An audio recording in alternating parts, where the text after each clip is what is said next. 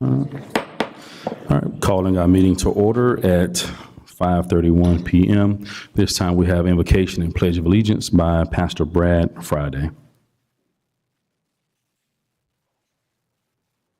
Let us all pray. Father God, we thank and praise you for another day, a beautiful day that you've given us here in Lynn Haven. And Father, we ask for your divine intervention.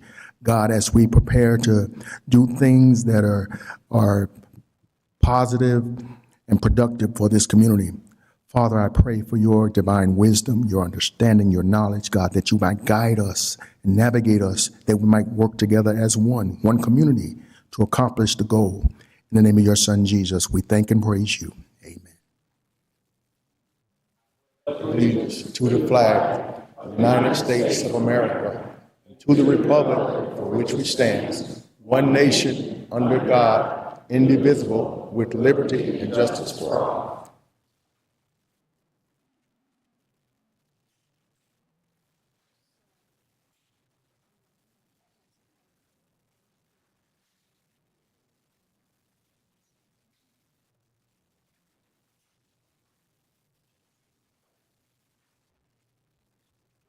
All right, Ms. Jerry Parker.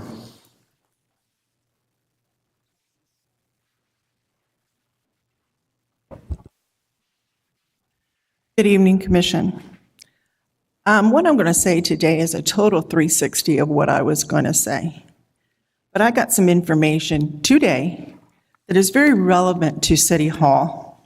So I'm going to read some little excerpts from this. And none of what follows is personal, it's strictly business and professional issues. One major concern is initially obvious that the Employee Policies and Procedures Manual does not apply to all employees. Upon hiring, our building was a child care facility. Children were here after this person left to pick them up from school every afternoon, all afternoon until time to get off. They would be running around in the circles, yelling, falling, crying, going in and out of everyone's office while staff was trying to work playing hide and seek. That was going on for months. It has decreased considerably. However, there are occasions it still occurs. Additionally, there's a door that leads from the waiting room to the back work area, which has a keypad for security. That has never worked. It is often left propped open for a current boyfriend to come and go and bring food and coffee and drop off children. There was a completely inappropriate relationship that was going on between another employee and Mr. Van Adder. It was brought to my attention that another employee also reported this, which apparently went unaddressed. This other employee often walked around belting out, "Save a horse, ride a cowboy." This could be heard throughout the office work area. She would go into Van Adder's office, and her words were, "Perform a pole dance and sing karaoke."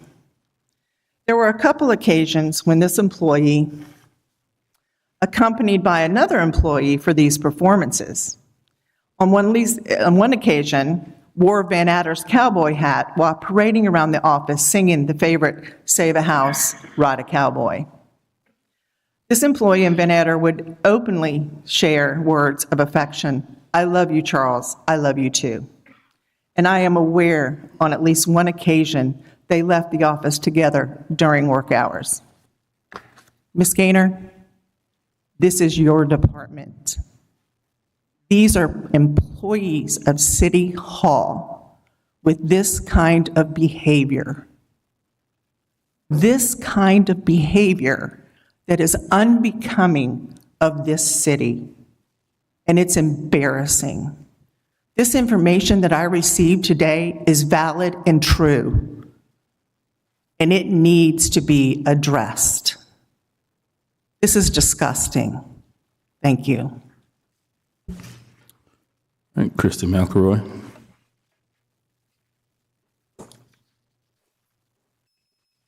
Good evening, Commission. Christy McElroy. I hope you all had an opportunity to read The Florida Phoenix by Craig Pittman, When You're Defending a Wetland, Results in Jail. I, of course, live in Port St. Joe, but I grew up in Bay County. And what happens in both counties, we kind of share a lot of things, like our state attorney. And as I mentioned, I was kept in the system for 6 months, and that was at the call of our state attorney, Larry Bassford. I put in front of you all a letter that I wrote to Mr. Bassford as to the injustice that was done to me. I didn't violate a construction site because it had no permits. Now, the interesting thing is one of the contractors was George Roberts, who should know that you don't go and do construction without permits. What I was able to prove through documentation, getting arrested, and reaching out to DEP is the city of Port St. Joe and the contractors indeed needed permits. But I was held into the system for 6 months. So I've cleaned up the language. I sent this all to you on email. There's a problem at the top in the way that our state attorney prosecutes and persecutes people for no reason except for politics is unacceptable. Thank you.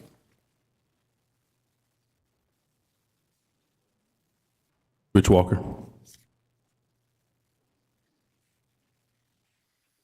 Good evening. I look forward to getting that information on Mr. Van Hatta.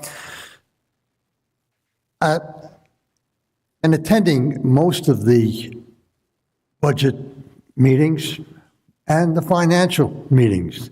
The last two are very disturbing, but they center around one thing that I've worried about a long time over the years, and that's Santex. You guys passed legislation putting them in charge.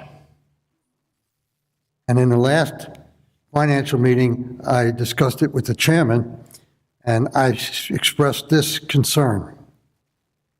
Santex doesn't know what they're doing. And you're asking them to do it, and they're charging you $60,000. And everything they've done has been wrong, incorrect. The last two finance committees sent back their paperwork to Santex, and I watched it. Mr. Hall did it. He says, I cannot sell this to the community. Therefore, Mr. Hall finally left the finance committee, and since then, whoop, downhill they go.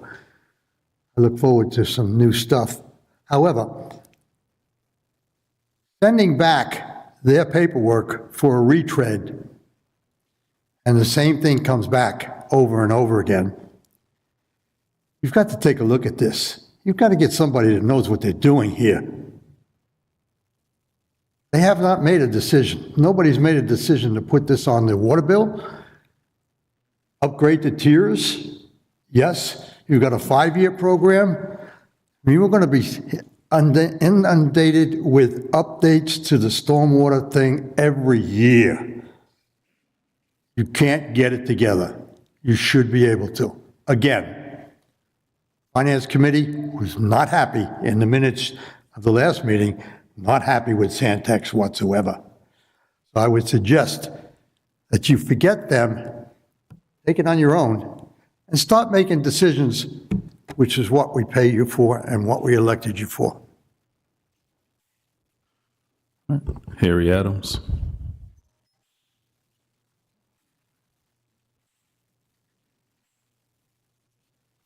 Evening.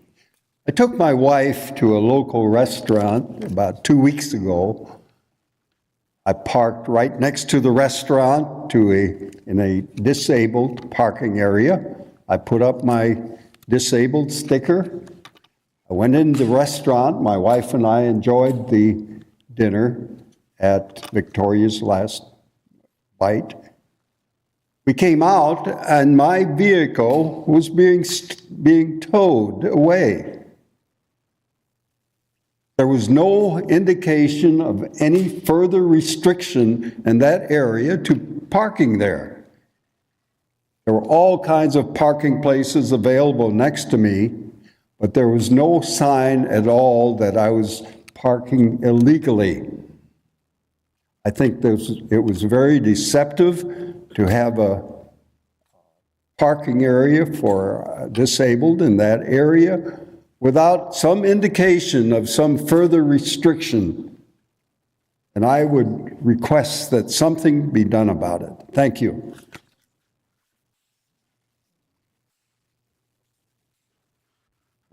We'll look into that. Robert Moore.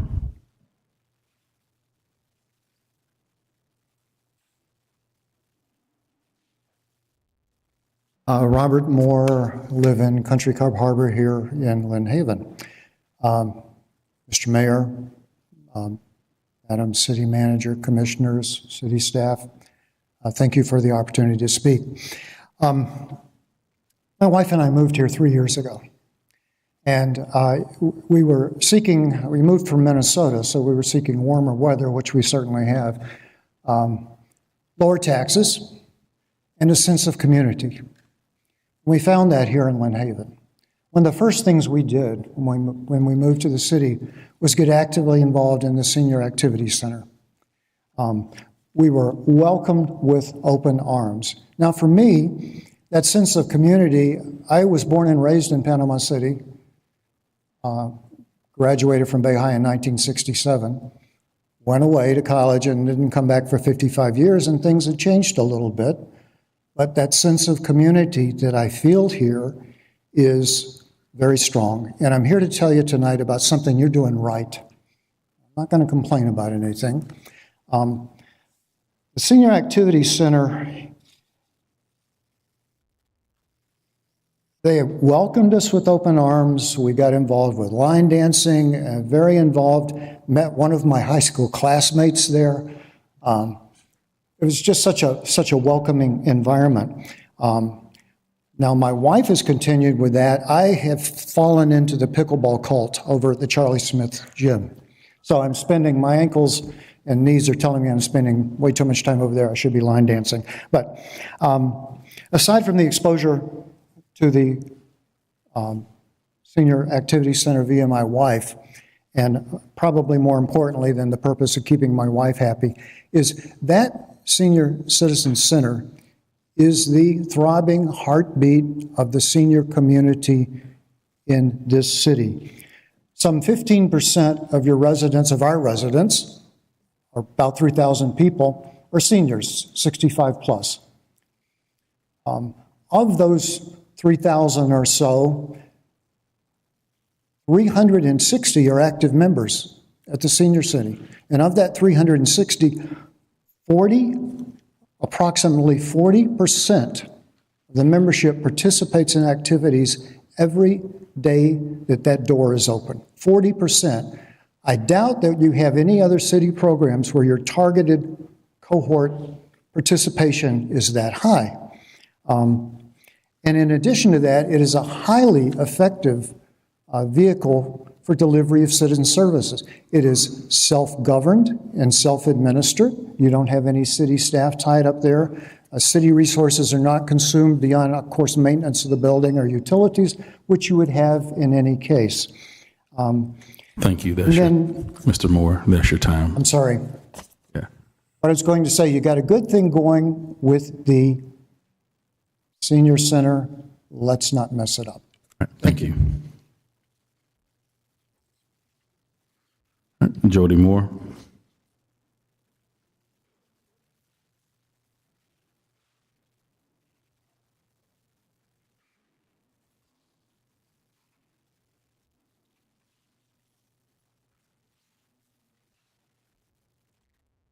I'm actually going to give you guys a compliment. Jerry and I just came from the Panama City meeting, and they are considering shutting off public commentary and restricting agenda item commentary to only residents. And this commission, at least so far, I know that there's been some consideration of public commentary and how that should go, but at least this commission has not done that. And I would encourage you not to go down that road. I hope that you won't. I know you take a lot of heat on this commission, you elected officials, but you signed up for that. And that's the voice of the people coming to speak to you. So again, I just want to compliment you on not taking the step that Panama City took And please don't consider that. Thank you. Bernie Thompson.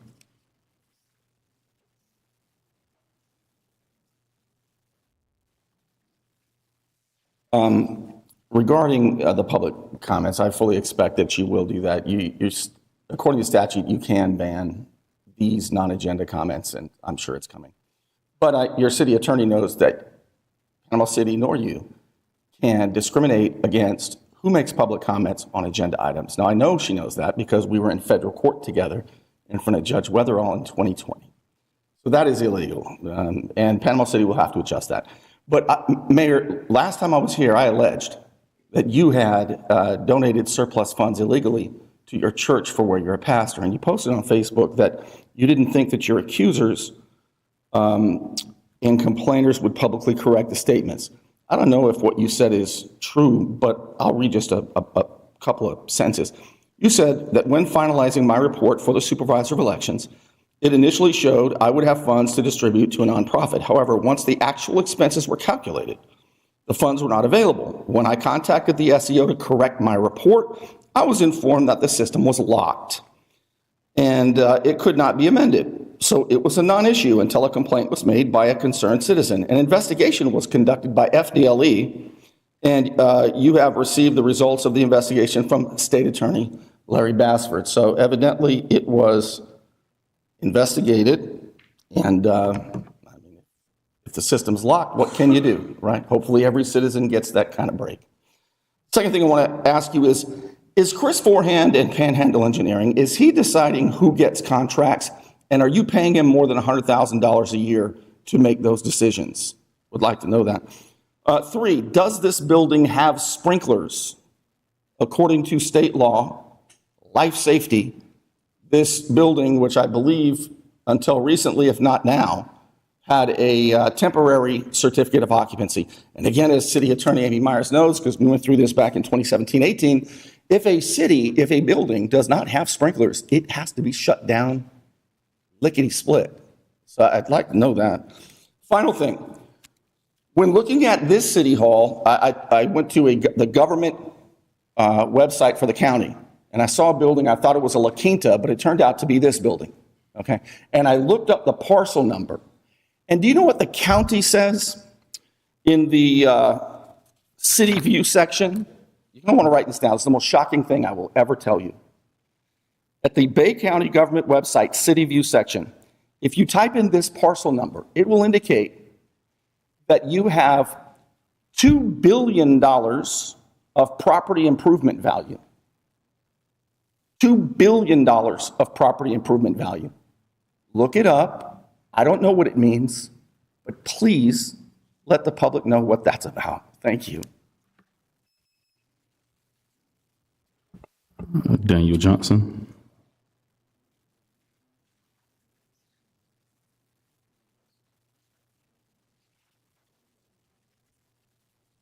Good evening, Commission. I just have one question tonight. I never get up here and I never speak at this podium. But in full transparency, I've actually wanted to know for quite a while now why City Manager Gaynor continues to allow Panhandle Engineering to work and consult for the city after Chris Forehand's immunity deal. And why, Mayor, have you and the other commissioners not done more to safeguard us from more of those same actions? I'd like to hear from every member on this commission about this subject tonight, please. Thank you, and I yield back my time.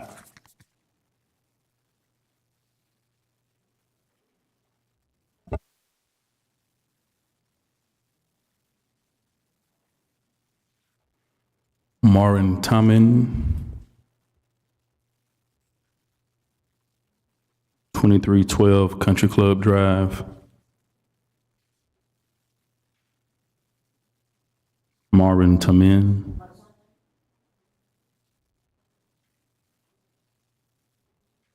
(2312) Country Club Drive.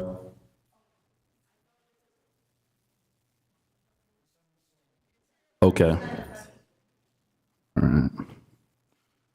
And also have a Judy for that same address. Okay.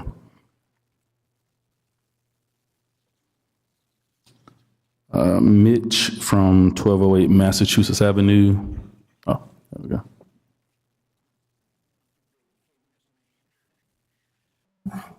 .1208 Massachusetts, Mitch Oakley is my name. I promised my wife tonight I was going to chill. She's concerned about me chilling. So I've learned some things tonight. Sorry that happened to you. That tells me you deserve better. There's an officer present. I hope you. Secondly, my father was a pastor. This one's for you. The one thing that I took away from him starting 12 churches and preaching most of his life, I asked him one day, I said, how come you don't sit on the finance committee? He said, son, when the preacher hears the word money, he runs. He gets away from it. I would encourage you to try to distance yourself from some of these money things because it's dragging you down into the mud. Give you some upbeat on how it's going for ordinary people. I got a letter today like a lot of people did around here recently. My flood insurance went from $700 to $4,800 a year.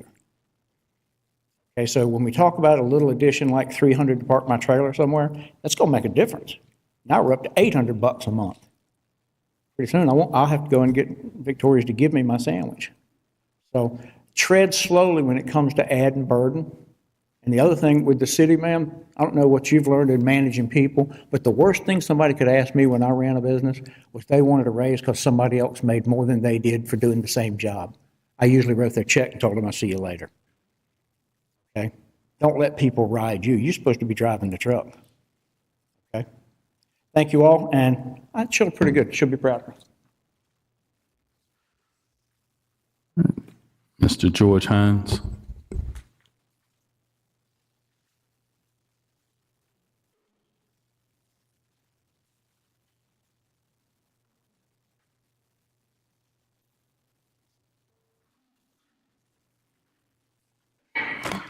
Good evening. 1603 Rhode Island Avenue. Welcome to all of y'all for the great afternoon we're having here in May County. I'm here just to say, bone of my bone, flesh of my flesh. There's only one God. God sees all and will take care of all in time. We need to judge not before we be judged. And I wish you peace and happiness. That's it. Thank you. All right, Mr. Tony Bostic.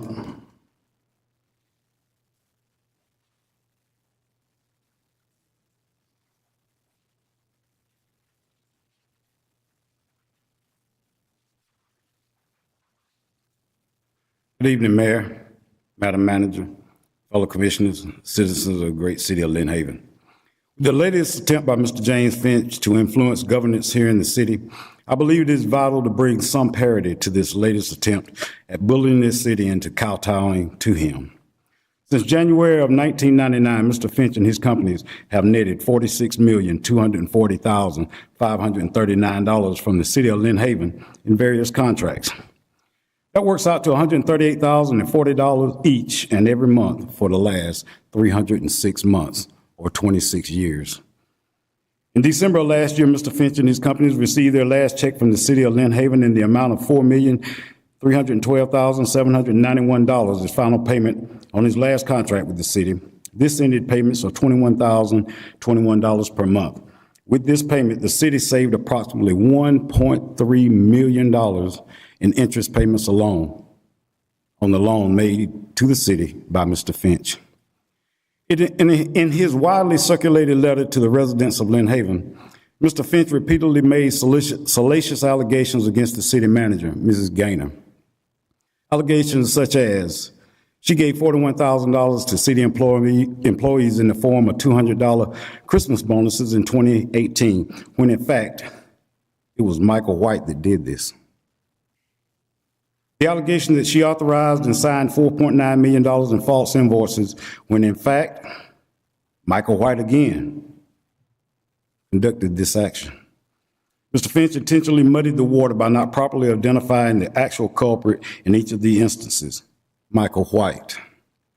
I make this appeal to you to stay the course and not be unduly influenced by bad actors within the community, due to the fact that if you ask the residents of Lynn Haven to have respect and faith for this institution, you must set the standard and live by it.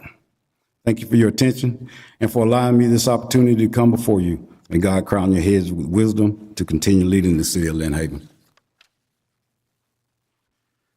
And David Cromartie.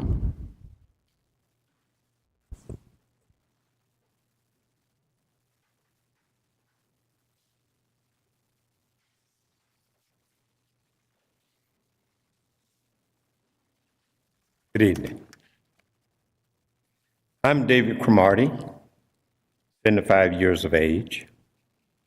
Was born on Arkansas Avenue, raised on Illinois. Married a girl off of Louisiana, and we presently reside at 1315 Wisconsin Avenue. Until very recently, I saw Lynn Haven becoming a more perfect community. Now I'm not so sure. Because if you want to know hatred, dysfunction, and discrimination, I invite you back to a time when the entire south side of Lynn Haven was comprised of Black families. When the Black kids were ushered to segregated March Green Elementary. When I played baseball as a youngster on segregated ball fields. And when just 2 blocks north of here, where we are gathered now, Black citizens had to endure dehumanization at that segregated laundry and cleaner. During this time, was the city administration always vigilant and perfect? I say not. Is the administration perfect today? Probably not. But by any measure, it is light years better. So I say to some of my fellow citizens, if you keep up this counterproductive movement, you just may succeed in making this community great again. Let that soak in. However, may it be in God's will that we keep moving forward. Thanks for allowing me to speak my piece. All right, that is our public commentary and additional public commentary. All right, this time we move on to the mayor's report. My report is brief for this evening. Past couple of weeks, been working with the city manager to resolve citizen concerns and provide updates on various inquiries from the citizens. Also had a chance to meet with Mr. Dan Ken. He's the president of IAG Aero Group. I met with him after the gathering at Tom Haney Technical College. Some of our staff was able to go. Thank you, Ben, for going and welcoming him to our community and working with him and Becca Harden on their transition here. And with the IAG Aero Group, they're going to bring approximately 150 jobs to Lynn Haven out of the old Sally Mae building. And so we're glad to have that occupied once again there in the industrial park. And this business is going to be focusing on commercial aircraft engine services. And he will also be donating a commercial aircraft engine to the aviation program at Haney Tech Technical College, which is approximately over $1 million in value. And so we look forward to the jobs that are provided, the citizens that will be employed, and being a part of the aviation growth that is happening within and throughout Bay County. Also, I think earlier it was stated I made a Facebook post or some kind of statement on Facebook. I didn't make a statement on Facebook. I didn't make a post on Facebook. So I haven't made a statement or a post on Facebook, not that I'm aware of. So that is my report. Commissioner Peebles. Thank you, Mayor.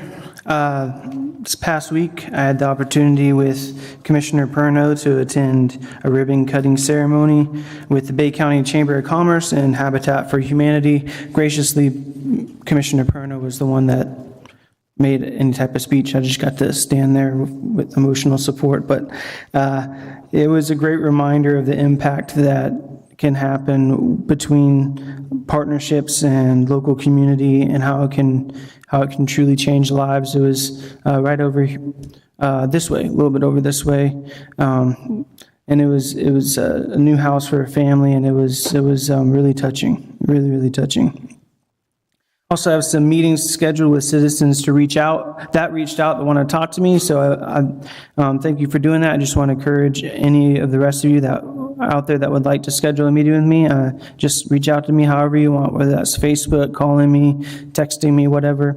I'll be happy to meet with you. I also have my monthly coffee meetup at Wild Root this Saturday at Wild Root at 8 a.m. You can stop by and chat if you want. If not, you want to talk at a different time, that's cool too.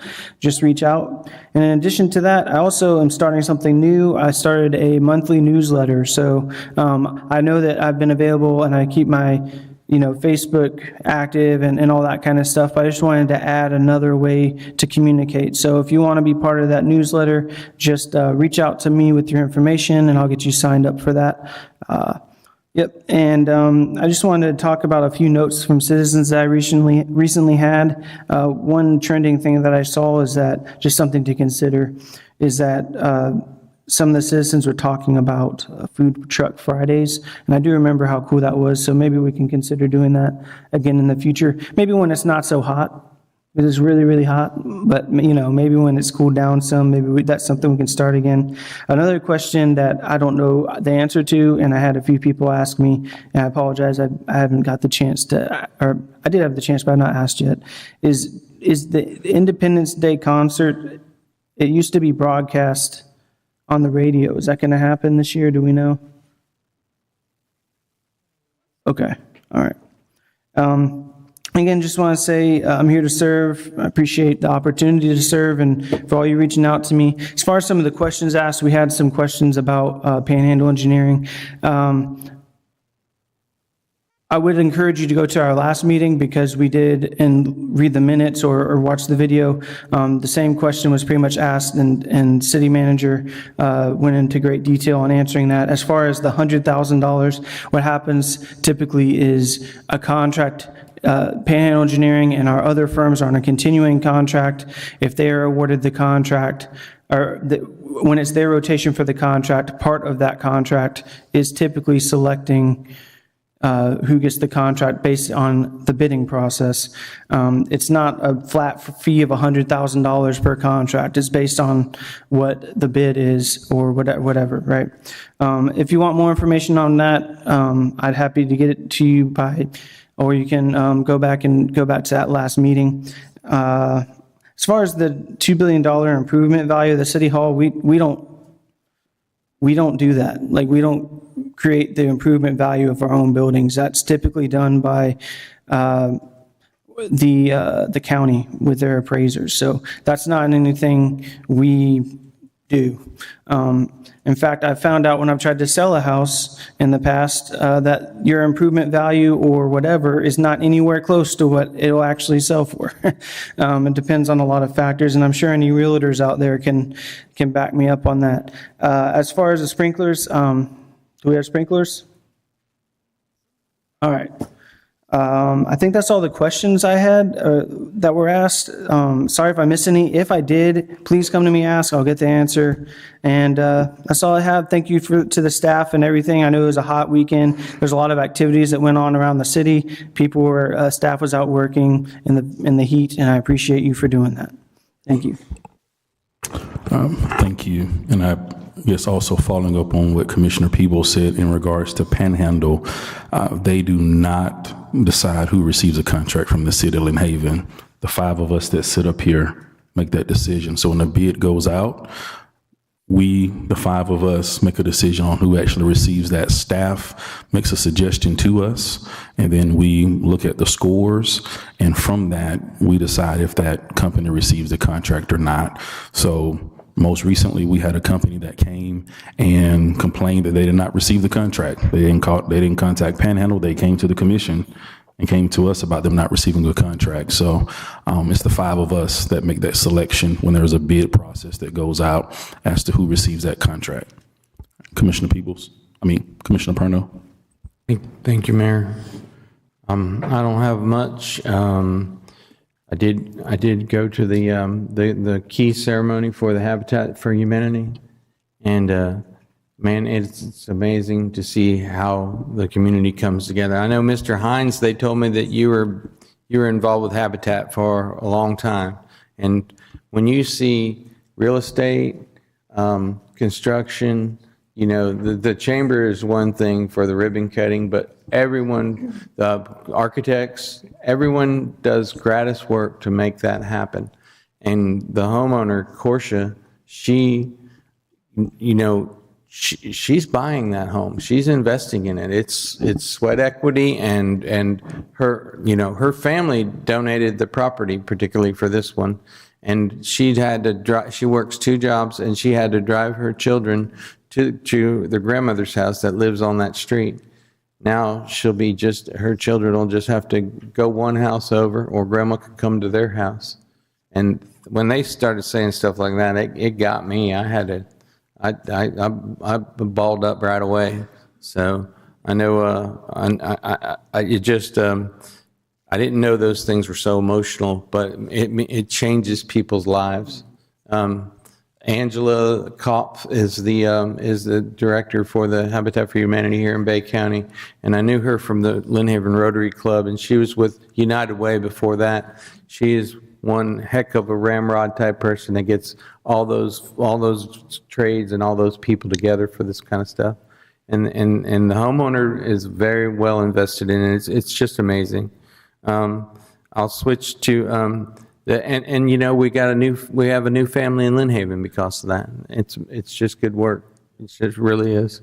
And I met another new family today at the bank that are moving here from Birmingham, and it's that people are coming here. I know the gentleman who said he moved here 3 years ago from Minnesota. We love that, man. I love to hear that people want to come and live in Lynn Haven. It means a lot. And for the people that have been here their whole lives, I think they know what a special place we have amongst us. The Florida boom has not hit us yet. This is still a small town and a great town to live in. I've seen it happen in my hometown in Central Florida. It changed in just a small amount of time. I did talk to a woman today who grabbed me, tapped me on the shoulder and said, "I want a library." And I said, "Yes, ma'am, we want a library too." So whatever we're doing on work on the library, I just want to let people know and I know in my heart, I want that place for everybody I want the kids from Lynn Haven to be able to walk over, and I want that place to be special. Wherever we put it, we just got to get the ball rolling. So, and then on another note, there was a very tragic accident this past Friday in the country club, and my heart goes out to everyone involved.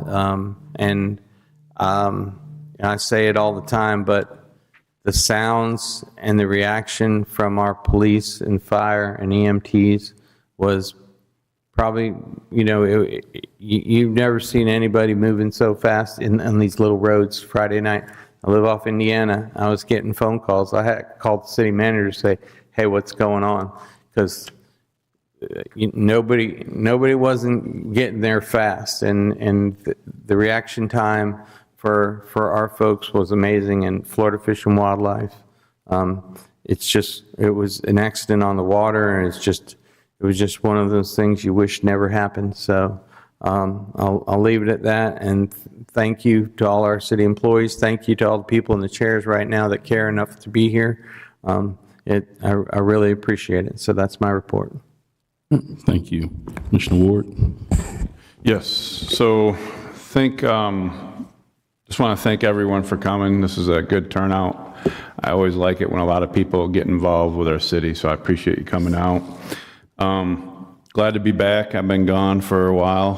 Had a family member that needed to get some surgery, so I had to go up there and make sure they were taken care of, so I'm glad to be back. I did have a couple things I wanted to bring up. and normally I would have brought this up at the pre-commission meeting, but we didn't have one this time around. I know me and the city manager talked about this with the fine that we got from DEP. It was a $170,000 fine, and then you can do what's called an in-kind support project as long as I think it's 1.5 times more than what the fine is. And the discussion I had with her was, when the decision was made to do the in-kind support project, it should have came to us to agree to that. Not saying the city made a bad decision. I agree with the decision, but it's a policy and procedure thing. And I just wanted to bring it up and see what you guys thought. Am I out of line for thinking that?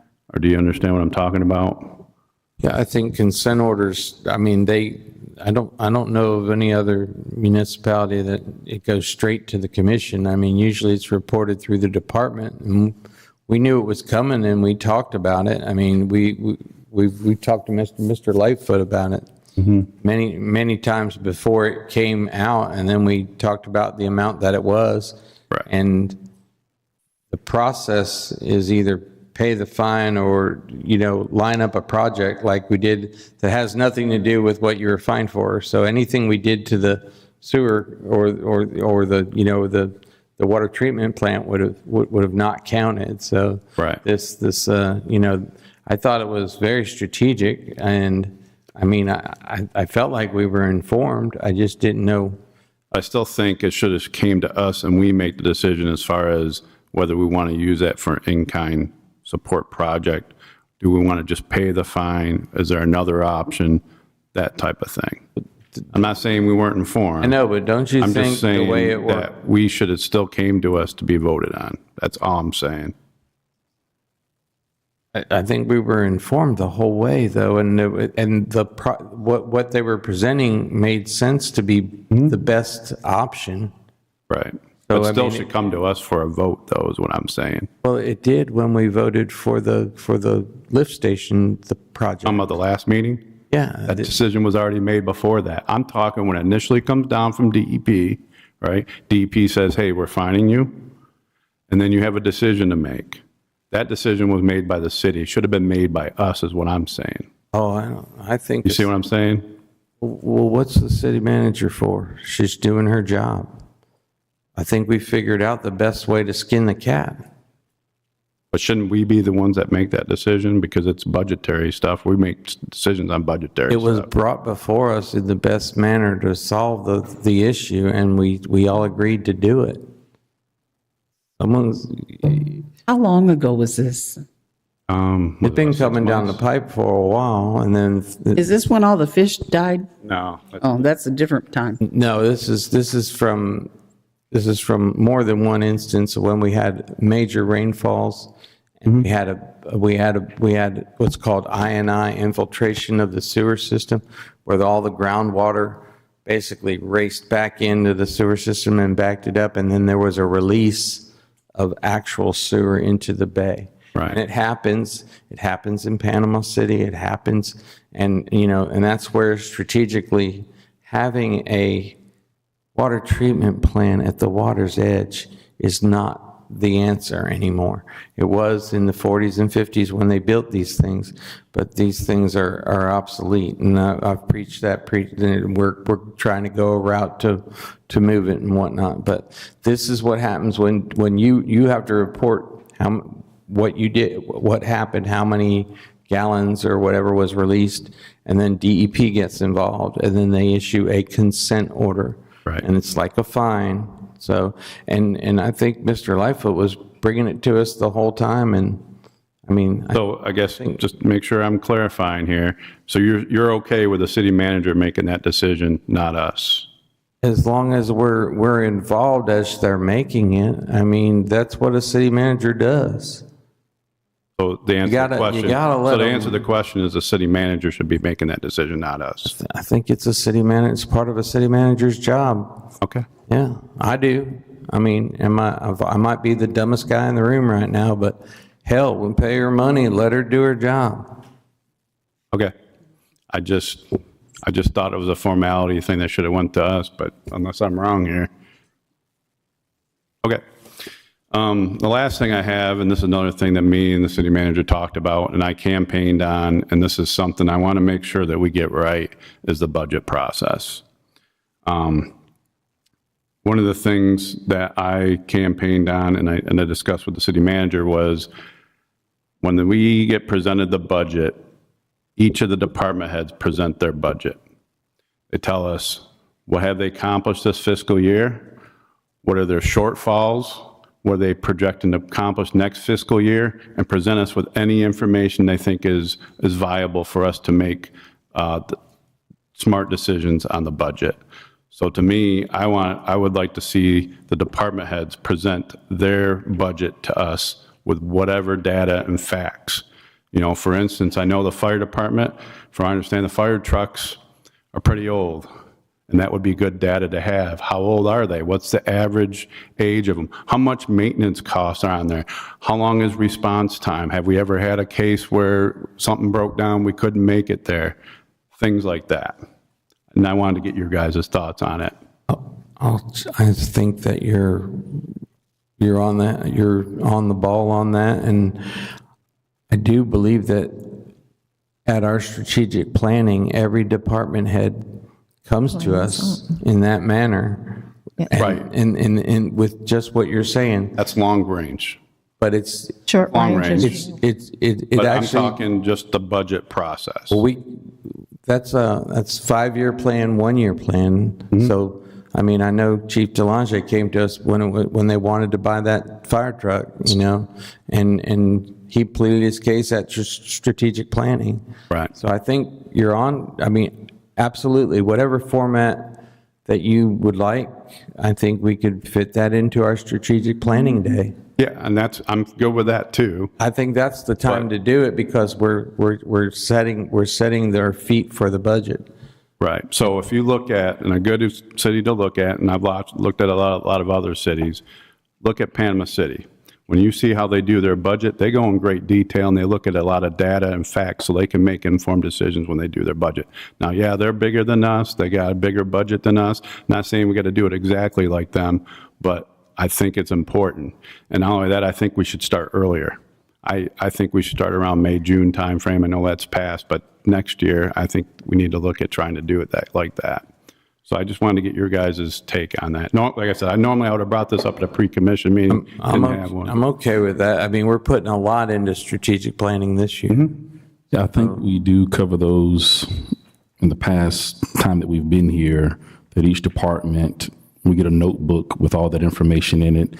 And I know I make the statement that these are the items that they're going to be addressing in their budget. And so if we are okay with what they're doing in their strategic planning, then when budget time comes, we shouldn't, or when they bring these to us to vote upon after we've approved the budget, then that is not the time, not that we can't push back, but that is not the time to push back so hard because we should have done that in the strategic planning session. So to me, the strategic planning is more long range.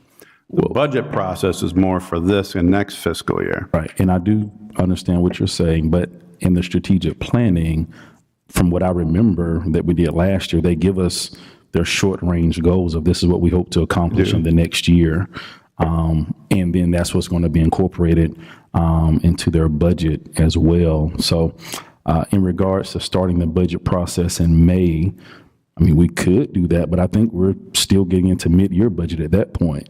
Because we're doing mid-year budget around that time, and now departments are already working on budgets for the upcoming fiscal year. So once they get through mid-year, they're already working on their budgets.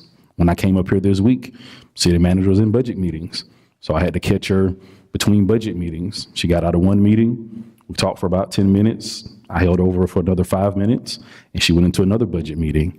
And so they are already in the process of doing their budgets so that when they come to strategic planning, then they already have an idea of what they're hoping to do in their budget process. So, I mean, we can certainly start before, I think last year we started around August, actually meeting with Yeah, normally it's around mid-August.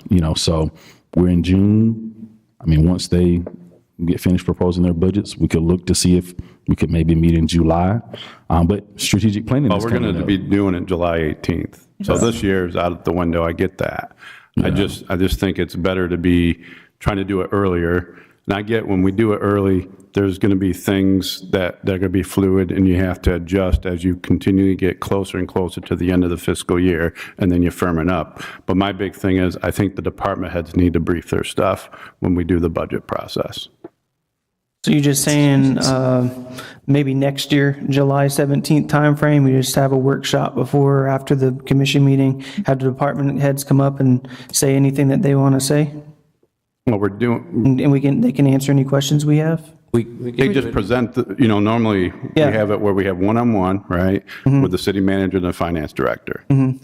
What I want to involve is the department head. Let the department head brief their stuff. They're the subject matter expert for that area. And so they can go and say, hey, this is what we're hoping to get accomplished for the rest of this fiscal year. This is what we want to accomplish next fiscal year. These are our shortfalls. These are their struggles. These are the things we do good on. This is what we're healthy on. All that information. I understand some of it's in the strategic workshop. I got that. But it should be the department head that presents that to us.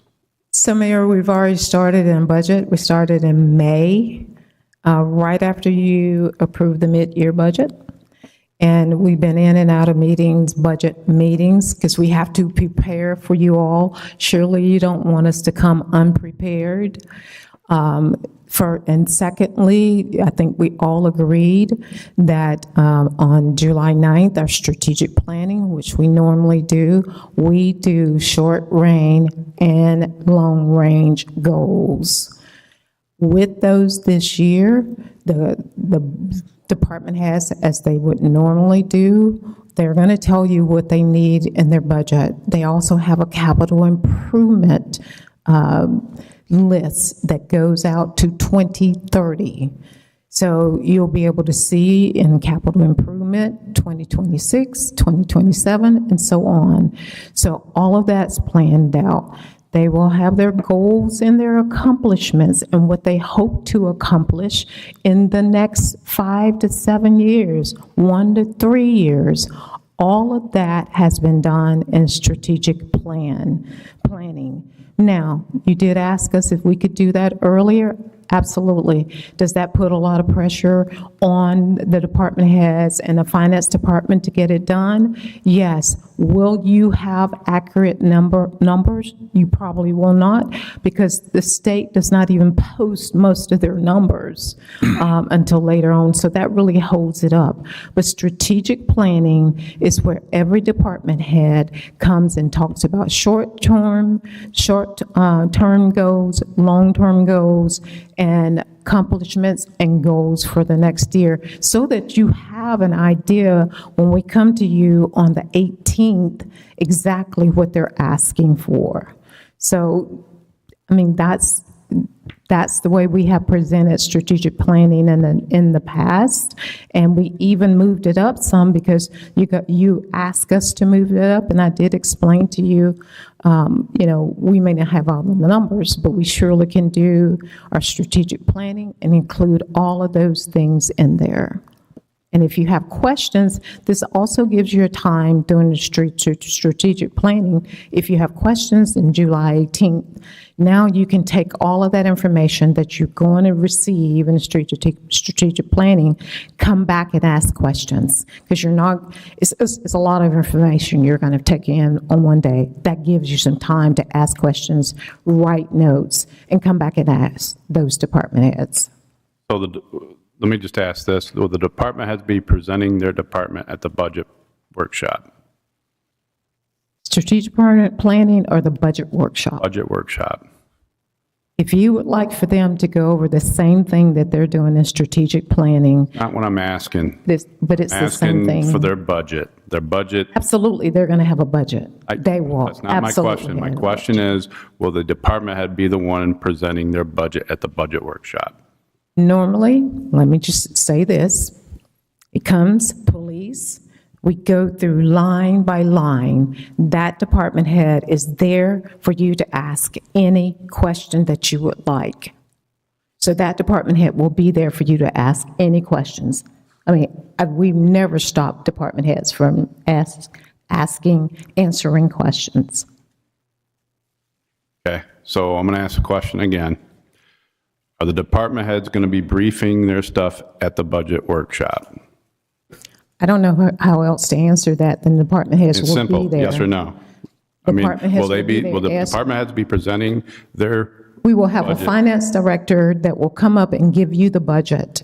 And once they get to their department, if you have questions for that department head will answer those questions. Well, the answer is no.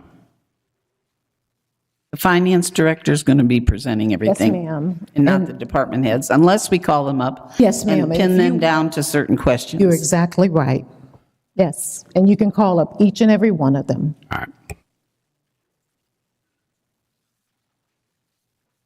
That's all I got. Commissioner Tender? Oh, yes, thank you. I appreciate Jamie's tenacity when it comes to numbers. I count on him. He's the numbers guy. I have quite a bit on my report tonight, and I don't know if I should apologize or be very thankful that so many residents have reached out to me. And it's been very eye-opening. One of the first things I have been asked is, would we consider, I don't know what list we put this on, I don't know, whatever. Would we consider changing all of our commission meetings to nighttime meetings so that we can have the working people here? That's a biggie. So I guess we could go by whatever we listen back on this and report on that some other time. But that's a biggie. They want to know if we can go to nighttime meetings so that, okay. Now I'm going to call on Pat for a second. I also went to see some property on the corner of 11th and Alabama. This is Mr. Johnson, and Pat dealt with Mr. Johnson when I was on the commission before. He collected a lot of debris from all of his neighbors during Hurricane Michael. He has quite a pile still there, and if you don't mind, Pat, I'd like to throw that in your lap, because I talked to him. I don't have a remedy. He did remind me that you had called the state or something like that and got him some kind of assistance last time. But you were telling me some interesting stuff before that. He did get assistance last time, and I believe it was through, was it DOT? Someone came in and helped him remove debris. Yeah, it was state, but I believe he was told that he had a certain area he could put it in for them to pick up, because if it's like, if I remember, I think it was under like wire lines or something, or it was a vacant lot, and I don't think you could put debris on vacant lots is what it was.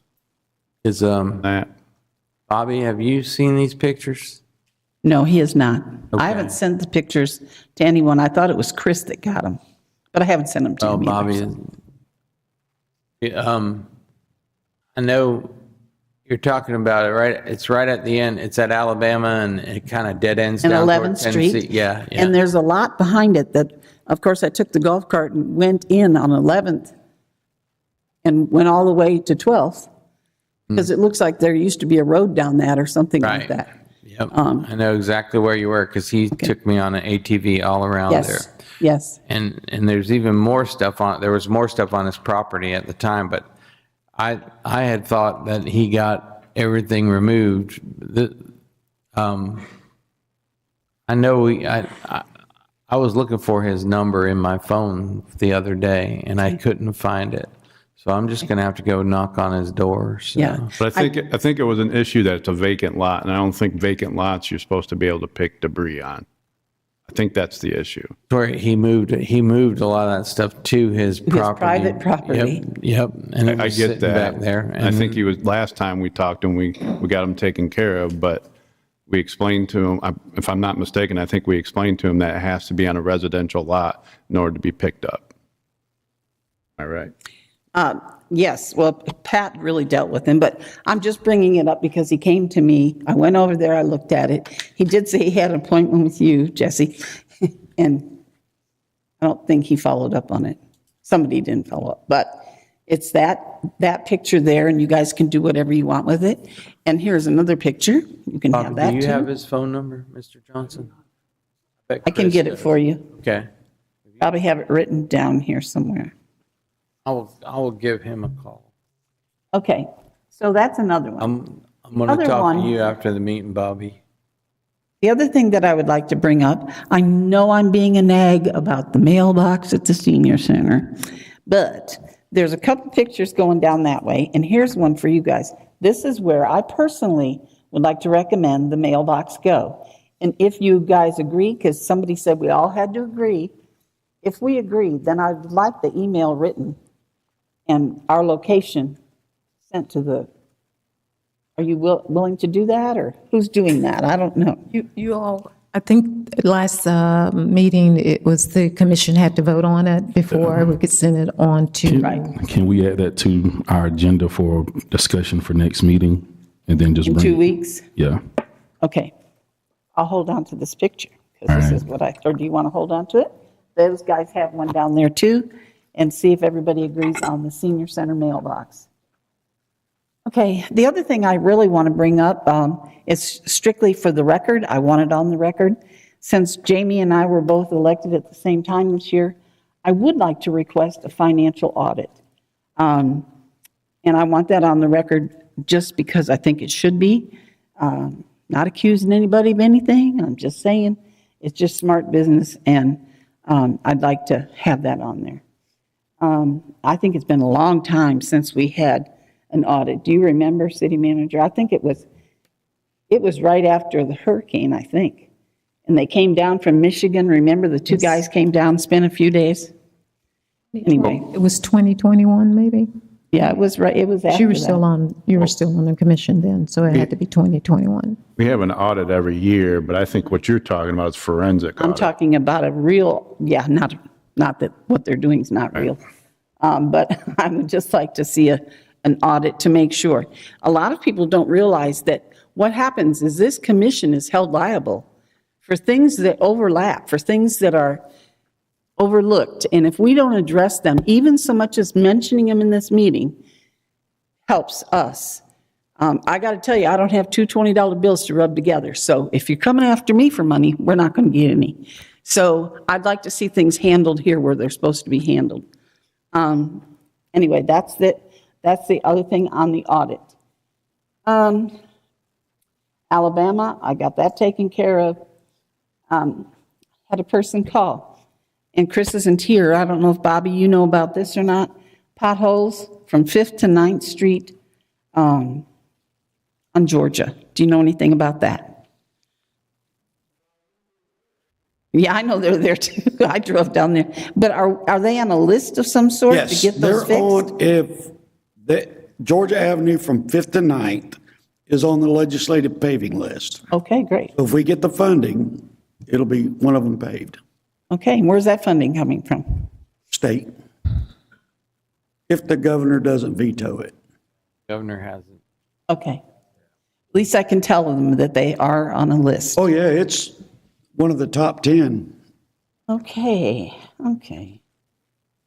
And then I had listed on my list as well, the CO for the City Hall. I got a copy of one that says it was verbally approved, and I don't think that flies, but I want us to follow up on that to make sure that we're not breaking any laws. I mean, we had that CO in whatever year we were built. What was it, 21? We moved here in 23. 23, okay. Anyway, so I'd really like to follow up on that as well. There was another one. And Bobby, I don't know if this falls in your lap since Chris isn't here too. Streetlights on the 1300 block of Texas. There are two there on the same side of the street, and I have not been down there after dark. But one of the residents swears up and down they don't come on. Oh, that's an easy fix. We can check that.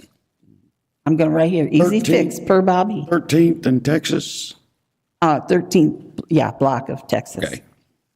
Easy fix. Okay. Okay. And then, I have some, but that's not until we get to the financial thing. Okay, this one here is very, very important to me. And I know I'm going to get on my high horse a little bit. I've talked to the city manager about this. I've talked to the city attorney about this. And pictures, and that's what the pictures you were asking about, Jesse, are too. Cashel-Mara Street, right after Bailey Bridge, when you turn to the right. It's 1 block long. The homes there are $500,000 homes. And there's approximately 10 or 11. I haven't actually counted them. However, I was called down there and I could not believe what I saw. A young couple lives at the end of the cul-de-sac. They found a tripod camera set up in the property behind them, not on their property, on the property that was just purchased that this group approved. I get it. I scream no, no, no to you over the phone, but we had to approve it, I guess. That man has not started to build a thing. He has an empty lot out there, 3+ acres. So they come home one day and find a tripod camera set up on his property facing their back of their house. They are a young couple. And of course, they immediately ran out to buy fence. And he did take it down after they put up an 8-foot fence back there. On the pictures that I've given you, if you look at what's so interesting about this, in a very sick kind of way, is there's a picture there of a blue Porsche. If you look on the far left of that picture, you can see the camera, and this house is only the 5th house in to the entrance of this street. That camera is on the far left. It follows you. It follows you. So here's what we have. We have a young couple that live at the end. We have a family that lives next to them with 4 small children. Then we have another couple that live next to them. And then, of course, when you come back around here, the camera points all the way up to this house. Now, I can be a bit dramatic, but just a bit. I talked to Amy about it, and I said, look, this cannot be a positive thing in any way. Why would this man want to take pictures of a cul-de-sac with small children, family people? Why is he filming it at all? He has no access to it. He cannot come in or out of that drive. However, where that camera is planted on the post on his property, we, the city, stopped the young couple from putting up their fence and said it had to be 4 foot, anything in front of their porch, because that's the ordinances we've set. 4 foot's not going to help these people. He can line the whole fence up with cameras if he wants to. But I just don't see how it can be anything positive. I don't know what he's looking for or what he's looking at. But I don't know. I would be afraid to leave my house. Maybe he's going to burglarize it. You know, maybe he's getting drug drops there and they're throwing drugs out and he's just filming it so he runs down and picks them up. I don't know what he's doing. But the possibilities are unlimited. And I feel that as a commission, I get that we have to set rules and boundaries and ordinances and all that kind of stuff. I get all that. But it is our duty to protect our residents. We have to protect them. And I, of course, the next day went straight to risk management and made sure they were totally aware of what was going on. I feel like the ordinance that we have in place about the fence business, if all we can do is extend their 8-foot fence past this camera, past this cattle gate. I mean, the man put a cattle gate up there because he knows he can't come in or out that way. If we can even put a fence there to block that, anything to detour this. And it is my understanding, according to Amy, that it's a state law that you can film the street where you live. You can film the street. I don't think they mean you can have roving cameras following everybody, but what he's doing as far as filming is legal. So it's up to us to find a way to get him blocked off so he can't keep doing this. So you said city attorney had some response on this?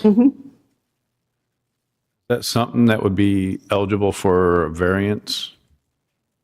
So, two things. There is a Florida statute that speaks to voyeurism, because that was the nature of our conversation, where did they have an expectation of privacy in terms of where the camera was pointed. And the ones on the gate, there is no expectation of privacy on a street or on a sidewalk. With regard to the tripod, if it is focused on their house or in a bedroom window, that's a different set of facts. But without all, and I didn't have all of that information when we were talking on the phone. You were trying to send me pictures I never got. Yeah. So I'm seeing them for the first time right here. The second part of our conversation was about the height of the fence, and Ms. Tender had expressed concern that 4 feet was not tall enough to solve the problem, and I suggested to her that if your code, in fact, did set a maximum height of 4 feet on that side yard or backyard, that was within your authority to revisit and make stronger in order to protect these families here. Now, I will say,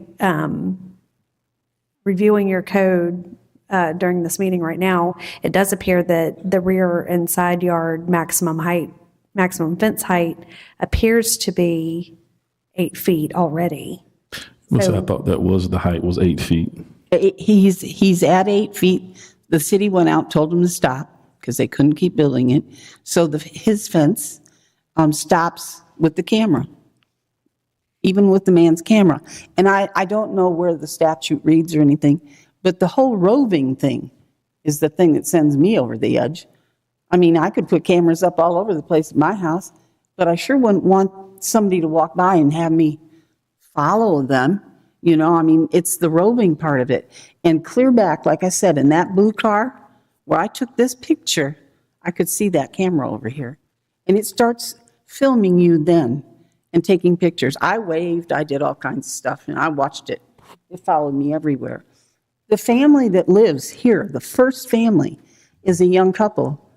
And they just don't have, when they walk out their front door, you can see it on his camera, out his front door or out their front door.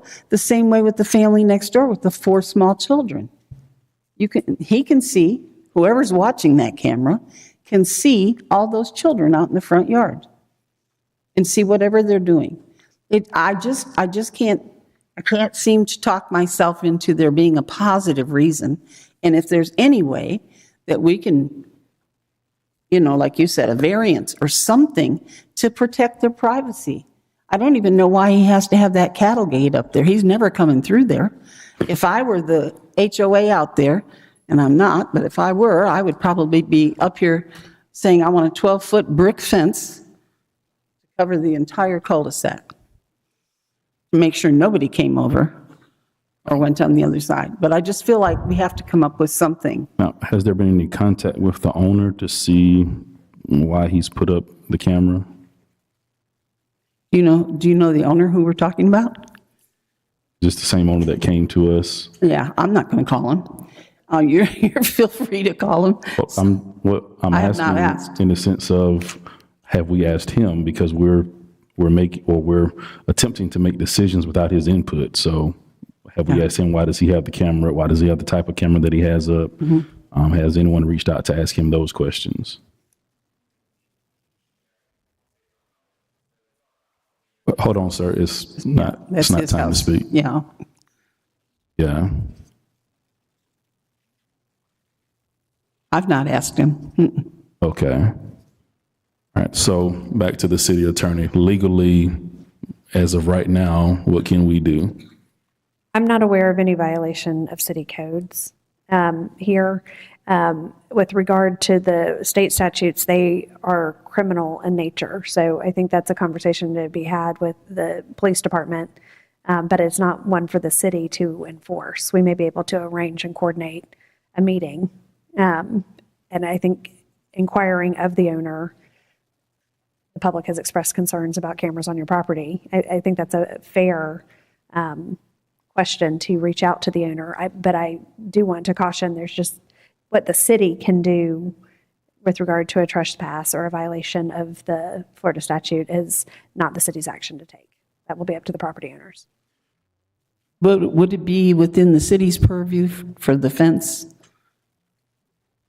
So this is, the fence is tricky because when he develops his property, will be able to erect his own 8-foot fence on that sidewall that would cover up that side yard that would cover up where the end of the cul-de-sac is. But because his property boundary appears to share a boundary with that cul-de-sac, it's not a yard where a fence can go. I will say my recollection from both the planning board meeting and the commission meeting where they considered this development project, there was a lot of concern by the Cashel-Mara neighborhood that he would try and use that overlap, that shared property boundary, as a point of ingress and egress. And so I would like to give him the benefit of the doubt that the erection of that gate is there to address all of the concerns that came out at those public hearings about use of that access point. Yeah. So I guess, city manager, would you or staff or attorney be able to follow up with the owner to get some clarity on the concerns in regards to the placement of the gate as well as the positioning of the camera? And I guess could someone from staff or city manager follow up with the owners to get clarity on the fencing? Because our code is saying something different than what's being reported in regards to the 8 feet versus 4 feet. So if there's someone here this evening, because we do have the owners that are here, that could follow up with them to, I guess, address their concerns regarding the fence and the completion of that as well. I think the 4 feet, because for front yard only allows 4 feet. And their house sits way back on the property, as you can see, you know. And that is the owner, the young couple there, they are the owners of the property, right? That had the camera pointing at their house. And this gentleman, the owner of the other property, made the comment to this young lady's father, "Oh yes, I watch your daughter walk her dog." I mean, I can't say that, never mind.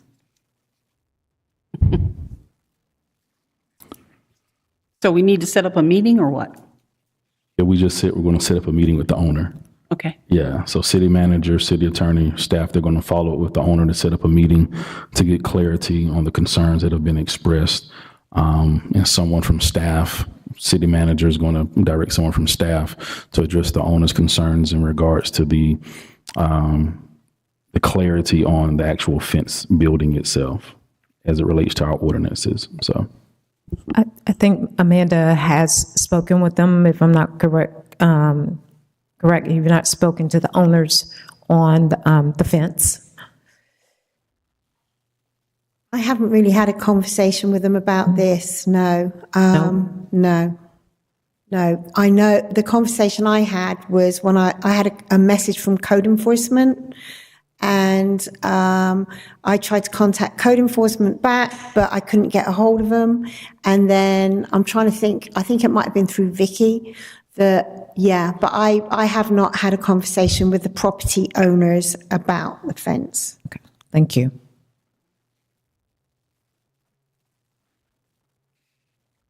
Anything else in your report, Commissioner Tender? Oh, yeah. Okay. Are the property owners on this side able to speak after this is over, or what? To tell you what's going on over there? Yeah, they can come and talk to us after the meeting, yes. After the meeting? Okay, we'll stick around. Okay, potholes. No. Okay, Texas, the lights. That's actually all I have on my report. I'm waiting for the financial report. Thank you.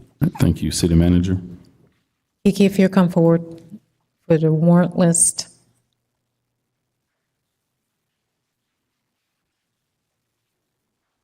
Good evening. Questions about the warrant list? Yes, ma'am. Hold, I have to get my thing back on here. I'm a computer whiz. Hold on.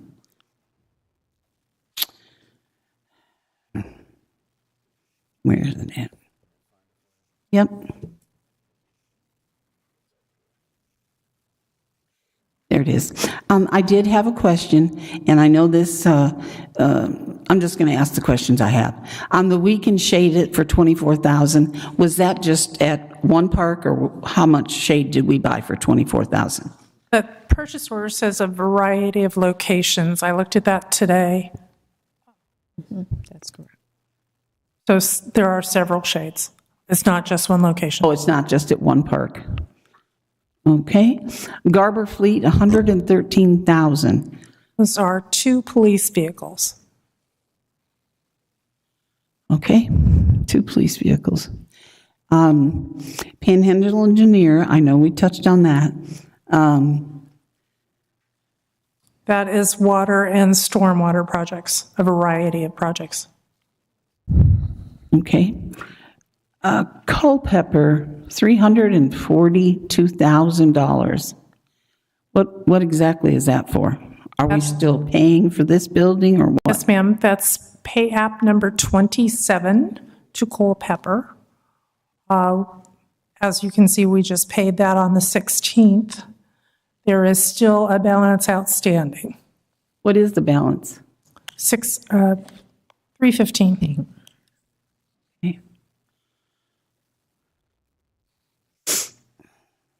Okay, then I had a interesting conversation with somebody, and because I don't believe the public knows this, and correct me if I'm wrong, because you're the money person, we paid, I saw on one of these lists, $87,000 in 1 month, and that was for streetlights. Am I correct in saying that? The FPL bill, is that what you're asking about, ma'am? Yes. The FPL bill indeed was $87,000 this month.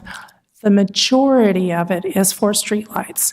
It also covers all the buildings, lift stations. It's all of the electrical needs for the entire city.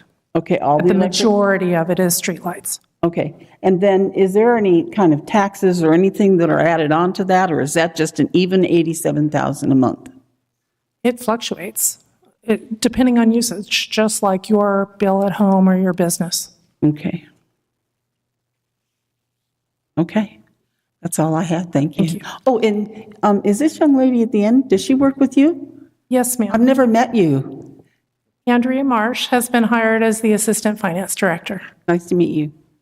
Ms. Kiki, Yes, sir. the $113,000 for the 2 police vehicles, is that everything for the vehicles? Are they still need to be outfitted? That's everything, right? Correct. Okay. There's still. That's why it's a big price tag when you get a plain vehicle and then you got to put everything on it, right? Fully equipped, okay. Fully equipped. Very good. Mayor, I neglected just one little question during my report, if I could just ask. I just wanted to ask Ben about the project at the Soldiers Park.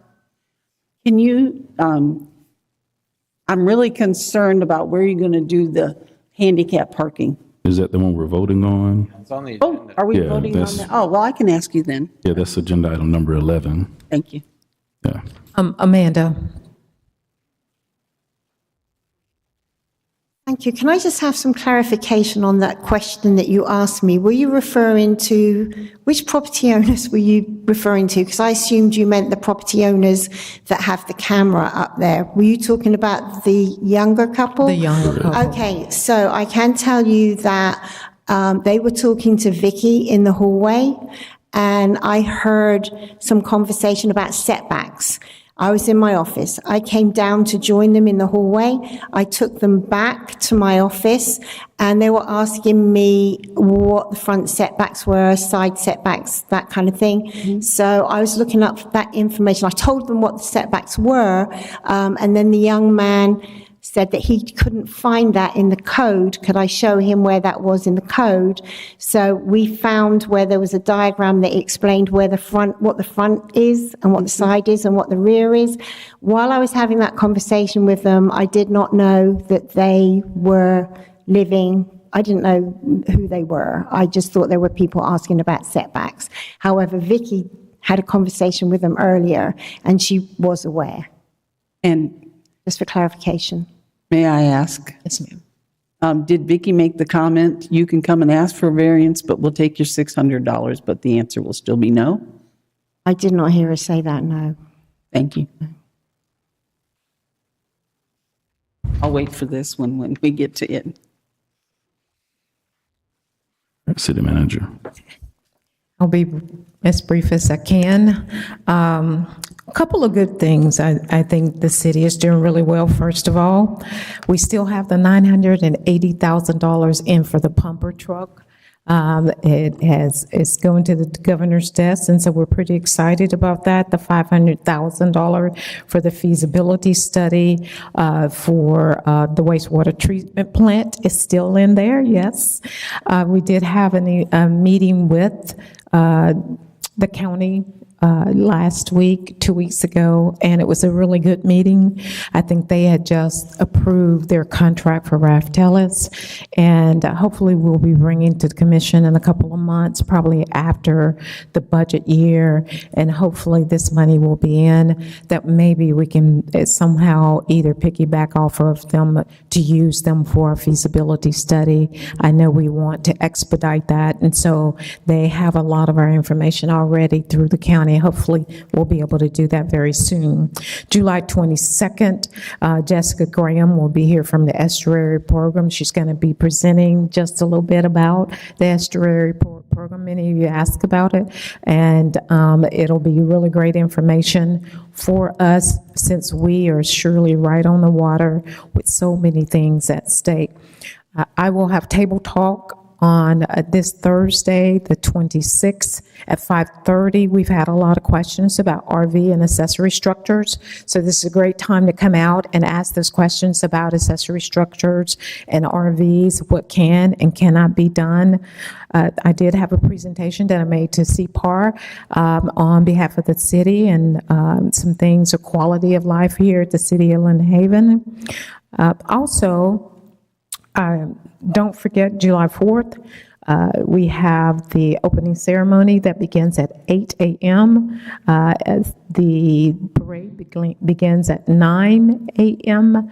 And the flyover, if you blink, you'll miss it, begins at 9:15. And there will be 2 F-35s that will be coming and being a part of our parade. And we're so very happy that is happening here at the city of Lynn Haven. It's always a big and really great occasion, and I have some notes that I will follow up, Mayor, with a couple of things that I need to follow up with a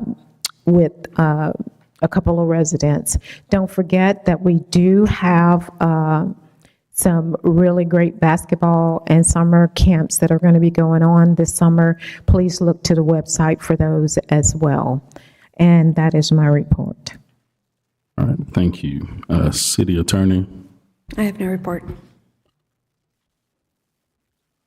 All right. And I will, I guess before we move on to old business, we don't have any old business. The owners from Cashmore, the Young Couple, if one of y'all to come up to the mic for us and explain to us what's going on very briefly.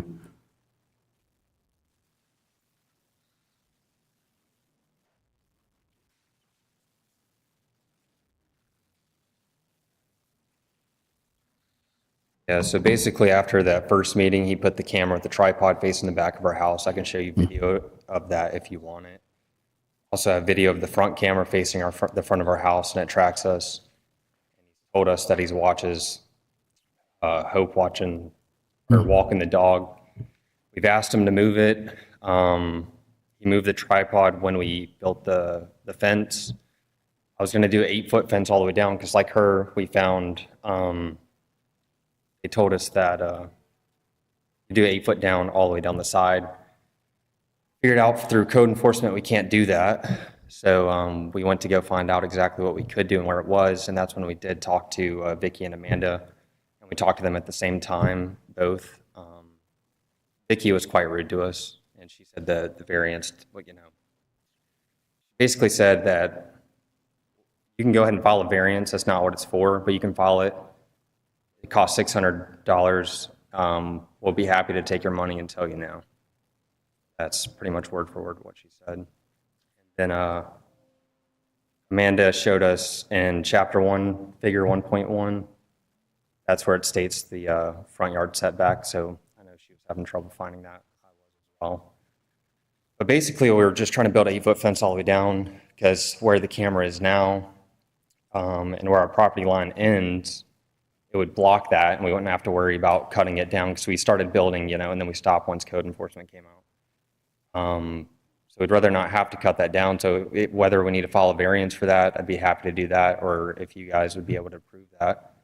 That'd save us some money from having to cut it down and then plant trees, because we're going to end up trying to block it anyways. And the other thing is, he's not a part of our subdivision, has no ingress egress there. I think he got approved a permit for utility easement, which I didn't know about that, but that butts up next to my property, and hopefully it doesn't go cut a corner of my property. But I don't see why he has a reason to video the road of our subdivision. It's a total separate lot. No one goes on his property. He has no trespassing signs. And so it's really pointless for him to have a camera there, especially the one we had in the back, facing our backyard. Then, when we were building the fence, he came out there multiple times trying to tell us what we can and can't do on my own property. So, it's been annoying dealing with that.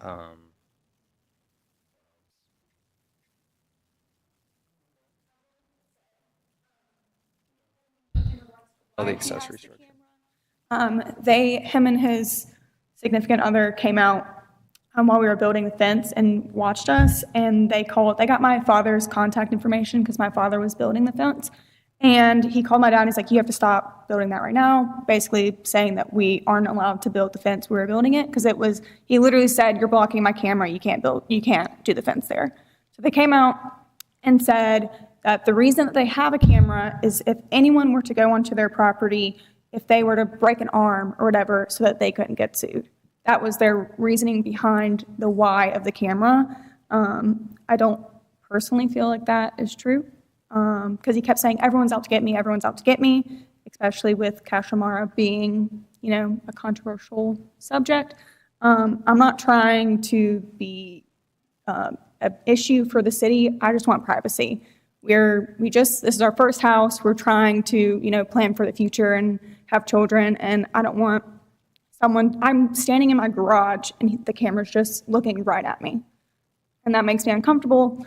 And then the fact that he's admitted that he watches me walk my dog down the street and stuff is not, I wouldn't have admitted that if I did that personally. And I contacted law enforcement and they said it was a civil matter and that he's allowed to have cameras for his property, but I don't feel like that's actually the reason behind it. So that is my input. Yeah, I had a few things to add. I had to look at the notes. So regarding accessory structures, I know y'all said you're going to talk about that next week or whatever it was. You're not allowed to have an accessory structure without a primary structure, or I believe a permit. But he's had that gate there way before he ever got a permit approved. And not only that, when you look at the definitions or what y'all define as accessory structures in the Muni Code, a gate is not on there. So I don't know whether it's allowed or not, but I don't think the gate should be there in the first place. And not only that, code enforcement told us that it would have to be 4 feet if he's allowed to have it. It's 5.5 feet. Yeah, it's taller than me, So as tall as me. If we had to take our fence down to 4 feet, his gate's got to come down to 4 feet at least. So we'd have to file for that. But then the other thing is reference, we were told we can't, our HOA was told we can't put a fence all the way down, because we're going to do an 8-foot fence all the way down. I don't see why we can't shut off our subdivision. I know the property that butts up to that, where he got his utility easement approved through, there's a retention pond, and that's a utility easement owned by the city in our subdivision. So it's labeled under Mill Point Landings, but it's utilities. I think Bobby Baker is the one who told us that we couldn't do that for now. But I don't see a reason why they can't run utilities either under the fence, or if they want us to wait till they run utilities, and then we can put a fence up all the way down. I mean, they're not a part of our HOA, they're not a part of our subdivision. They have no right to, I feel like, to be videoing our road, because no one can go in and out there. And not only that, they shouldn't have access to our subdivision if they're not part of it, is the way I feel.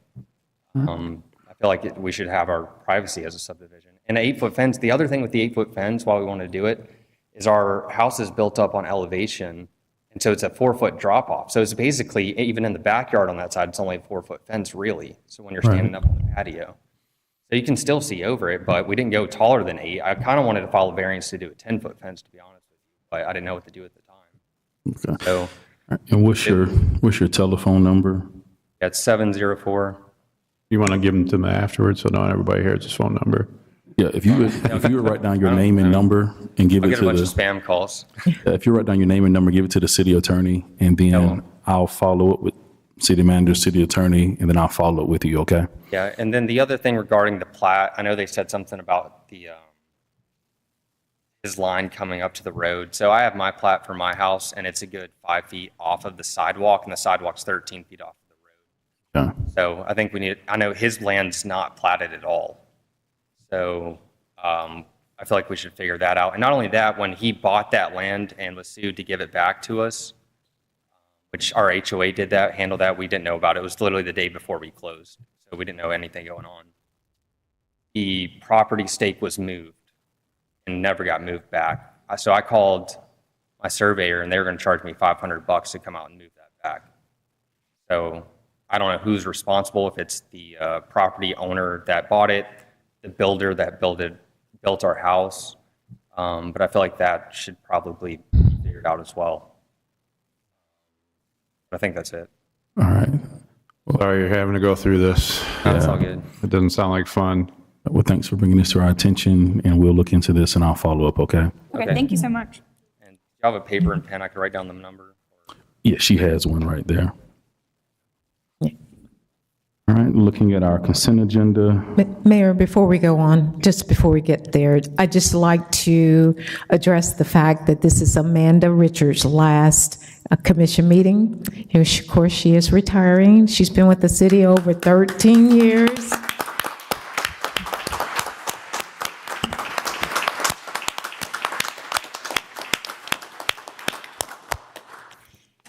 And I just wanted to recognize her for the work she's done for the city.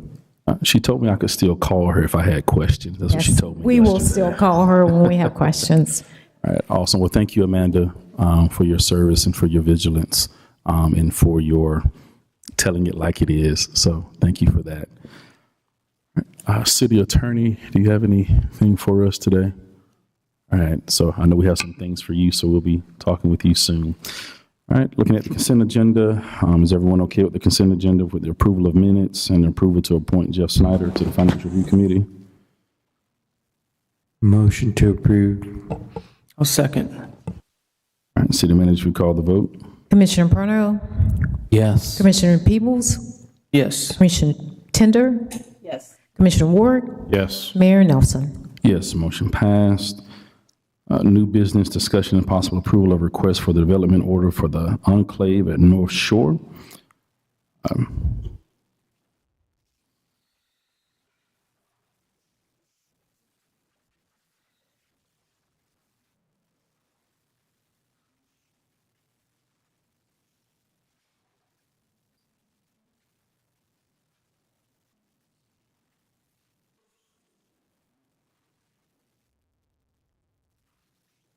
Doesn't seem to be working. Oh, here we go.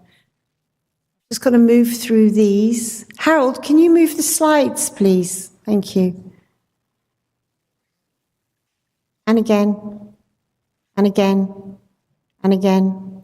Thank you. This is an application for development order for Enclave at North Shore. This is a quasi-judicial public hearing. Amy? They may be. We've got Jeff Britton from Kimley Horn, we've got Richard Funtner, and we've got Vinnie from Kimley Horn. So if they'll probably need to be sworn in as well. All right. Do you swear or affirm the testimony you'll give tonight is the truth and nothing but the truth? You do. Thank you. So the applicant is the Enclave at North Shore LP, as is the owner. The agent was Jeff Britton from Kimley Horn Engineering, and he was also the project engineer. The reviewing engineer for the city was Richard Funtner from Dewberry. Next slide, please. The parcel numbers involved are 11669-000-000, 11669-000-010, and, thank you, 11669-000-020. The property is located on Highway 390 West, and there will also be a entrance on Jenks Avenue. The property size is approximately 40.47 acres, and the land use is mixed use. It's currently vacant and is adjacent to the Reserve apartment complex.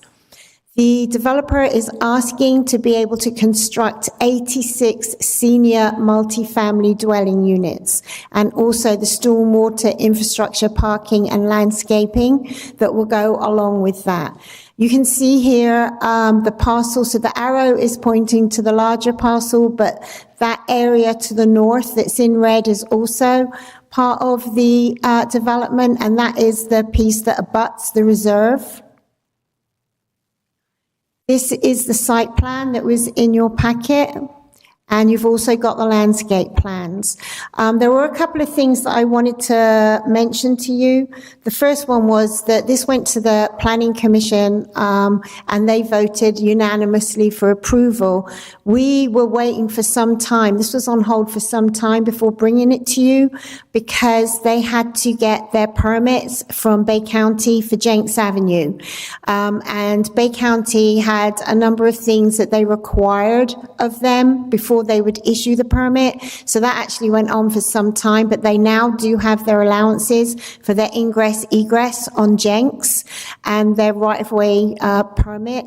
The one to the north, because it's over 50 units, they do have to have 2 entrances. That one that goes into North Shore is ultimately just going to be used for emergency vehicles. However, it is there, should it be needed, to be opened up. The other thing that I wanted to make you aware of is that a mixed land use designation allows, if it's just a residential only project like this, allows for up to 10 dwelling units per acre. So it would allow potentially, we're just a regular development for up to 400 dwelling units. However, they do only want 86 dwelling units. And with it being a senior facility, there won't be that many vehicle trips in and out. If this were regular apartments, you can imagine there'd be a lot more people that would be in and out in the mornings going to work, and you've got teenagers and that kind of thing. But as this is a senior living development, the traffic vehicle trip generation and distribution analysis that was submitted for this project determined there'd be 17 a.m. peak hour vehicle trips and 22 p.m. peak hour vehicle trips generated, which would have a negligible impact on Highway 390 and or Jenks Avenue. And I just wanted to show you, this is a little bit Cinderella Castle looking, because we had to kind of squish it to get it on the paper for you to see it all. But this is what the apartment complex will look like. And we do have representation here from the submitting engineers if you have any specific questions. Are there any questions from the commission? Or Miss Amanda, or? I don't know if it would be them or Amanda, but since it's over 50 units, you have to have 2 access points. Yes, sir. But one access point's only going to be for emergency vehicles? Yes, generally, regularly. It can be opened up if it needs to, but because there's so few vehicle trips being generated, they have the two, but the main access is the one on Jenks. Well, the other one, is it just going to be like closed, like locked up, or is I it? believe,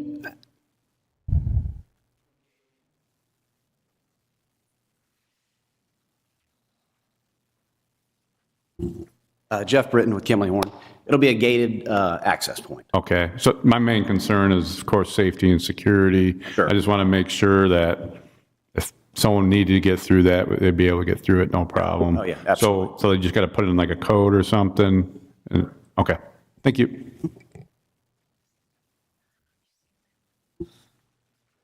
That was my question, so. All right, is there a motion for this? Motion to approve. Second. All right, comments from the public. Mr. Walker, you gonna buy a house out there? You gonna move out there?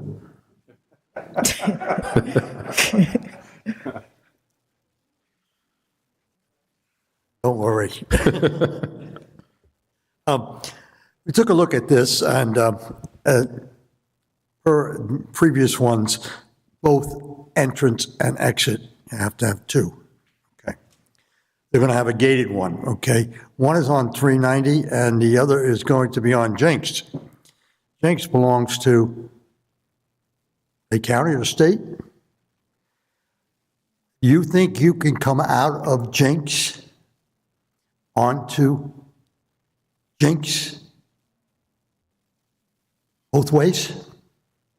Right across the street, you got a gas station that has the same problem. You have an entrance and an exit. If you come out of the Jenks exit entrance, the only way you're going to get out is right onto 390. There is a single yellow line there. If Bay County is saying you can cut across there, that's at the curve of a light which has traffic coming in, traffic going out. Try it. You won't make it. That's a dangerous turn. I don't think there's any consideration for that at all.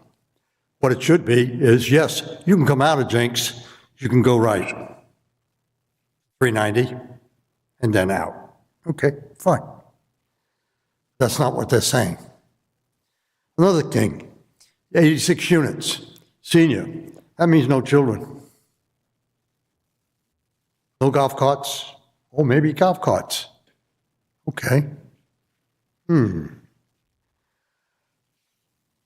Maximum density. Think worst case scenario. They're talking 86. Actually, they can build 800. That's what's coming in there. I think a little more study should be as to what impact this has here. In there, they also say they're going to control the stormwater. Have you ever checked with Mr. Lightfoot on this? When they take on the stormwater, do they fail to pay the assessment? According to Mr. Lightfoot, no. However, they don't pay the impact fees. Impact fees are for the future, for the general overall scale of the city for years. Right now, you're finding these things are going to be, the developments are going to take your impact fees for stormwater. You got your surtax fees, you got Santex with their tiers. Man, oh man, you're using a lot of money that is for the development of the future of the town. One of the comments out of the building building committee. All right, thank you, sir. That's your time. Yeah, the comment was they thanked these people for investing in Lynn Haven. They're not investing in Lynn Haven. All right, additional commentary. All right, we have a motion by Commissioner Peebles, second by Commissioner Perno. City Manager, recall the vote. Commissioner Peebles? Yes. Commissioner Perno? Yes. Commissioner Tender?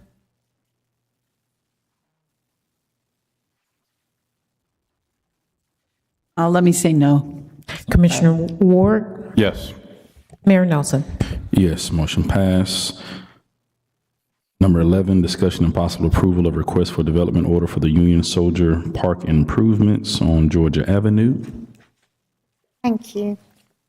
Harold, can I have my presentation, please?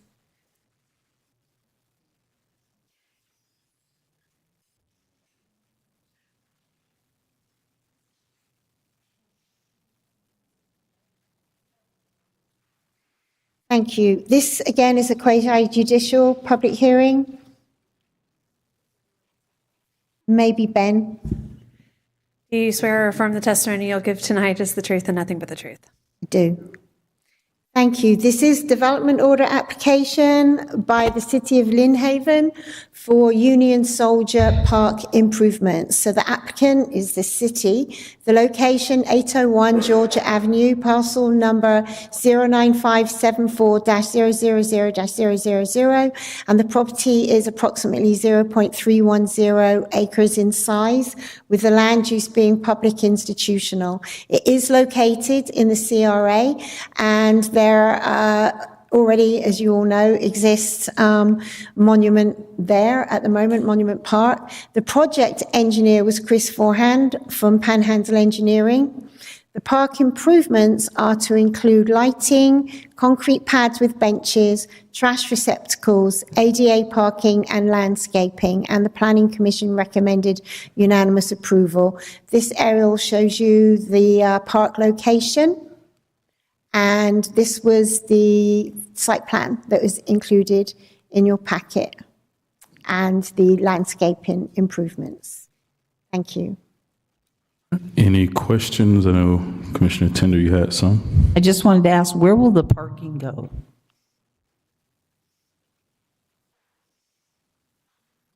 Evening. Hi. We will be adding a handicap parking space along 8th Street. So if... Over by the monument? Or? Yes, it's really close to the monument. So our goal was for the handicap parking lot to be closer, as close as possible to the monument soldier site, so that we can reduce the distance for somebody in a wheelchair, for example, to get to that site. Okay.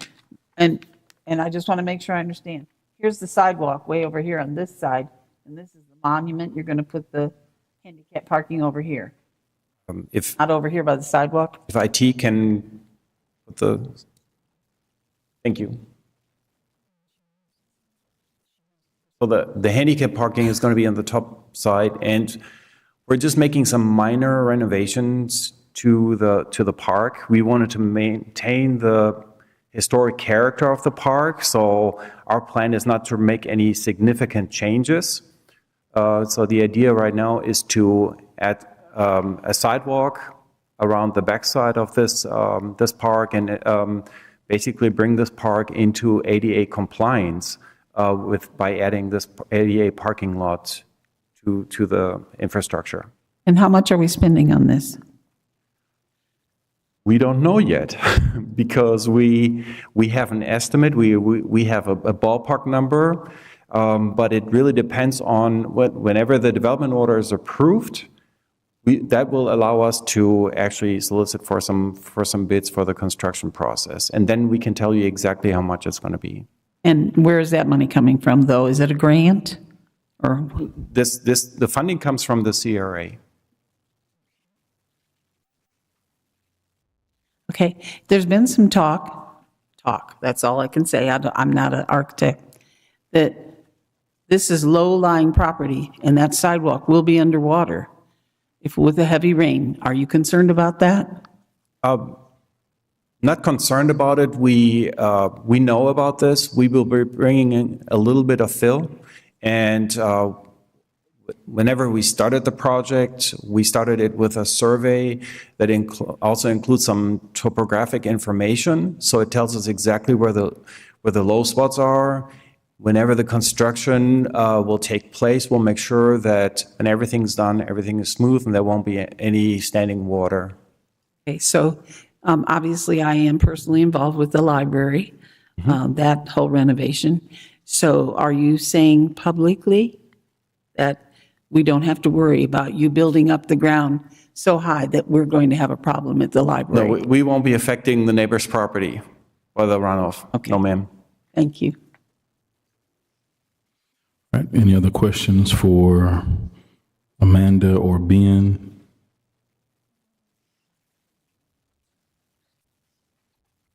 All right, is there a motion for this?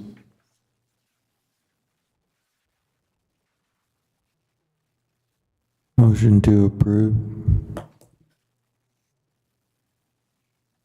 I'll second. All right, motion by Commissioner Perno, second by Commissioner Peebles.